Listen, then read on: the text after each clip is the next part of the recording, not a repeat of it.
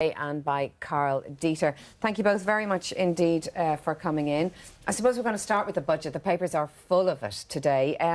Karl, from your point of view, anything that really surprises you about what you've seen or what the predictions are saying so far? I suppose the big surprise is just how much of it is out there prior to the budget coming out. It seems that we already know everything to expect, and it's not uncommon for those leaks to occur, but I would say that they certainly are setting a benchmark in terms of the level and amount of it.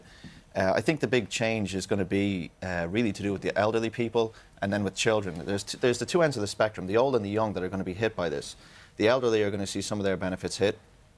And I suppose if you look at research in the UK, they've shown that people over 70 who are debt-free are the richest cohort there is. So maybe they've you don't need to... They've paid off their mortgages, they've got rid of their bills, and you they're can't still assume under because pensions. someone is old that they're therefore broke. And then kids, on the children's side, you know, maternity benefit is going to be cut by €830 a year, but people under 5 are going to get free GP care. So it's like you're taking from the newborns to give to the under 5s. Like, that's interesting. I didn't see that maternity benefit cut. I was on the cover of the Indo, and that's the equivalent of, what, about 20 GP visits. So, I mean, maybe it'd be a better idea to just not do any of this and let people keep their money and decide what to do with it themselves. Stay at home and mind them. Yeah, what about you? I mean, it is interesting what Karl's saying there about the level of leaks. You were talking earlier that some years ago people were fired for Well, this. Phil Hogan, as a junior minister, I think had to resign in 1995. I think there was talk that leaks had been made pre-budget. I mean, this is a government that doesn't believe in, it doesn't care about spoilers, you know. I mean, they're giving us a lot of information before the actual speech is made today. And one of the interesting things is, you know, people say that we don't protest in this country, you know, that the Irish are not very good at mobilising, getting out in the streets. We've seen in the past, if you go after the pensioners, you're going to be in trouble. You know, the pensioners are one group in this country that do go out, organise, protest, make their voices heard. They vote in large numbers. You know, and these cuts, I mean, something as, you know, simple as the bereavement benefit, €850, you know, which is paid out to families on the death of a family member.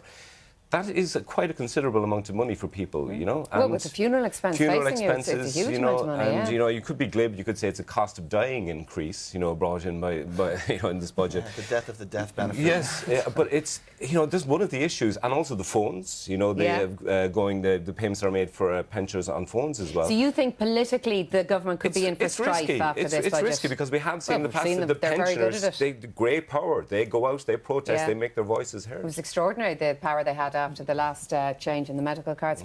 Listen, that's the budget. We're going to be talking about that for hours today. The other big story in the papers today was Madeleine McCann. It's been the big story for the last few days. We had the Crime Watch programme last night. There's new information coming out there. Anything... I mean, it's hard to know, isn't it? Do you think there's any chance, really, that they'll find them at this point? Crime Watch got huge viewing figures last night. They got 500 calls afterwards from people who said they had information about the case. It seems extraordinary this far down the road that there is still information coming out and still people coming forward. You would think that everybody in the world would know about this case. But they say, the British police say they have new leads. They're looking into a spate of burglaries that happened in the area around the time. And they're also saying, and this is for the first time, I think, that they think it has the hallmarks of a pre-planned abduction. The Portuguese police at the time seemed to be working on the assumption that it may have been a random event, that somebody that wasn't opportunistic. It seems strange. It seems strange, you know. You do hear, I mean, we're getting close to 6-7 years down the line. I mean, at this stage, I don't know that she'd even remember her parents necessarily. And you do hear stories like in the USA. Alive. Well, that's I'm taking the optimistic assumption on that one. You do hear things like that case over in the US where people were locked up for 13 years, they get out.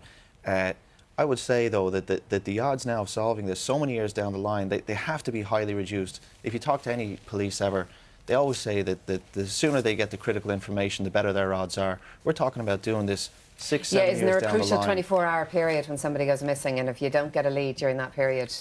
Yeah, I think it's... I probably got that from some crime programme, I'll tell you. Yeah, watch CSI. I like that. Apparently now they've got the real-life cops on the crime shows now as well. Yeah, you wouldn't think that they'd be taking it that seriously. The British police would be taking it that seriously unless they didn't think there was actually a chance that still new information I understand there are two names that they keep getting told Yes, of. and they have the new photo fits have come out, and they have got a lot of hits on that as well from members of the public and people who were in the place. Just wonderful, wouldn't it? It would be an incredible story. You know, incredible story. To finally give them closure. Some you know, whether it's positive or negative.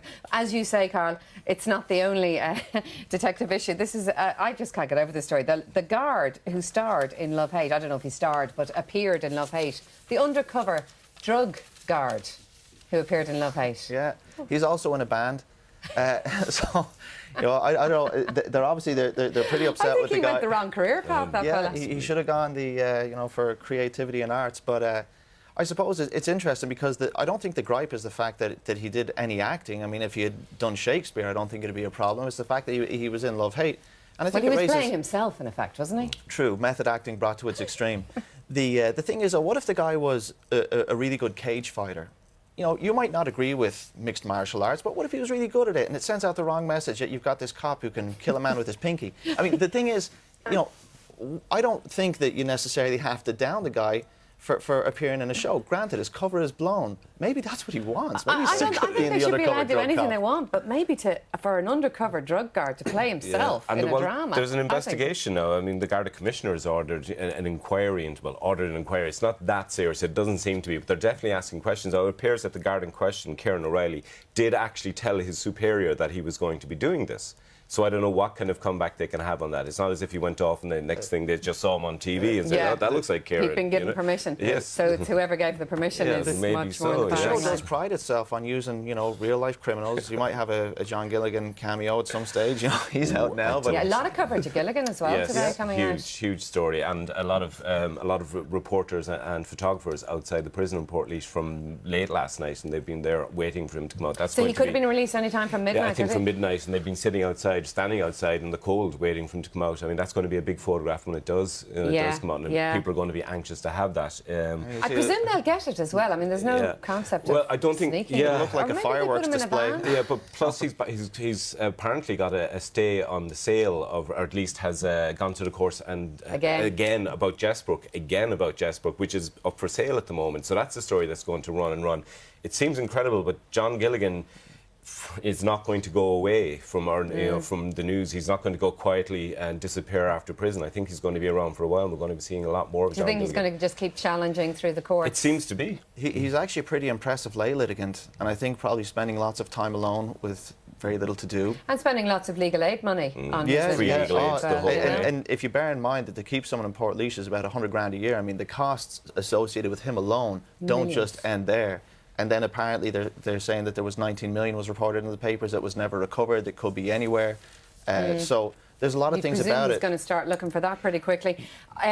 What about the rashers and fertility? What's this now? This is the kind of and finally story, but it did catch my eye because it's in the Irish Daily Mail. It's a strange that men who eat just one rasher of bacon a day could be reducing their chances of becoming fathers. Now, this is going to become as a bit of shock news to a lot of breakfast roll man. Yes, anybody who's got a bacon sandwich, you know, to their face. You don't want the rasher wrecking your sausage. Stay away. Apparently, bacon does affect fertility rates in men, which, as I said, is bad news for the Irish. Does it tell us why? Bad news for the Irish rate. They're not experts are still unclear why certain foods can harm or promote fertility. But if you are trying to have babies at the moment, if you are a man, apparently fish, and especially whiting and halibut, is very good for you. If pork is bad for it, why are there so many Germans and Spaniards? They live on this stuff. It's a mystery. Maybe they take short breaks from rashers, who knows? It's the siesta.